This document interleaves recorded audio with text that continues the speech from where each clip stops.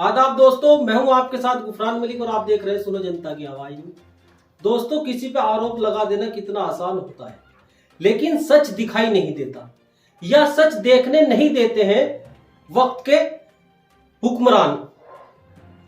सभी राजनीतिक दल जनता के बीच आते हैं, वोट मांगते हैं, गुमराह भी करते हैं, झूठ भी बोलते हैं, केवल इसलिए कि किसी तरीके से उन्हें कुर्सी हासिल हो जाए। भड़काते भी हैं। दोस्तों, भारत में अनेक राजनीतिक दल बने हुए हैं। उन्हीं में एक ऑल इंडिया मजलिस इत्तेहादुल मुस्लिमीन भी है, जिसके सदर मोहतरम असदुद्दीन ओवैसी है। असदुद्दीन ओवैसी को बीजेपी का एजेंट कहा जाता है और ये बात कोई और नहीं कहता। भारतीय जनता पार्टी से अदर दलों में जुड़े हुए मुस्लिम नेताओं ने यह आरोप लगाना शुरू किया। उनके साथ साथ सभी ने लगाना शुरू कर दिया और मुस्लिम नेताओं ने यह आरोप असदुद्दीन ओवैसी पे इसलिए लगाया क्योंकि वो जानते हैं कि जिस दिन मुस्लिम मतदाता असदुद्दीन ओवैसी से जुड़ गया तो तुम्हारी राजनीतिक रोटियां सिकनी बंद हो जाएगी। इसीलिए उन्होंने पब्लिक में असदुद्दीन ओवैसी का, खासकर मुस्लिम मतदाताओं में असदुद्दीन ओवैसी के बढ़ते जनाधार को रोकने के लिए ये साजिशें रचते हैं कि बीजेपी का एजेंट उनको बताया जाता है। फिर उनके कार्यकर्ता, उन नेताओं के कार्यकर्ता अपने आका का वो संदेश लेकर मुस्लिम मतदाताओं में जाते हैं और इसका प्रचार करते हैं असदुद्दीन ओवैसी बीजेपी का एजेंट है। आखिरकार सच तो कुछ और ही है। असदुद्दीन बीजेपी का एजेंट नहीं, बल्कि इस मैसेज को फैलाने वाले जरूर बीजेपी के साथ मिलकर काम करते हैं। दोस्तों, भारतीय जनता पार्टी के खिलाफ वोट मांगने के लिए जितने भी नेता आए और वो मुस्लिम मतदाताओं का वोट हासिल करके, ताकत हासिल करके बीजेपी की गोद में जाके बैठ जाते हैं। मुस्लिम मतदाताओं के साथ गद्दारी होती है, धोखा होता है।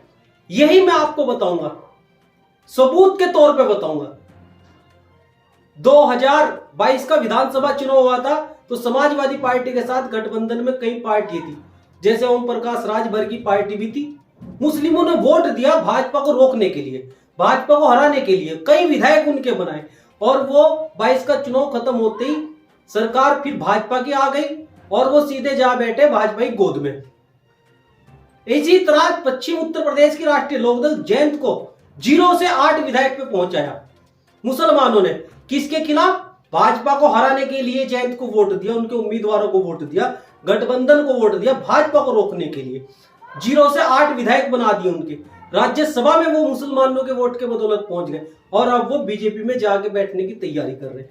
ठीक उसी तरह यहां सहारनपुर के अंदर नकुड़ विधानसभा से धर्म सिंह सैनी को हमेशा बसपा के सिंबल पर मुसलमानों ने वोट दिया, विधायक बनाया उनको और वो 2017 में भाजपा में जाके बैठ गए थे। फिर 2022 के चुनाव में लौट के आए, समाजवादी से चुनाव लड़ा, मुस्लिमों ने बम्पर वोट दिया, चुनाव हार गए। हारने के बाद फिर भाजपा की गोद में जा रहे थे, भाजपा ने नकार दिया, जो आपकी जरूरत नहीं है।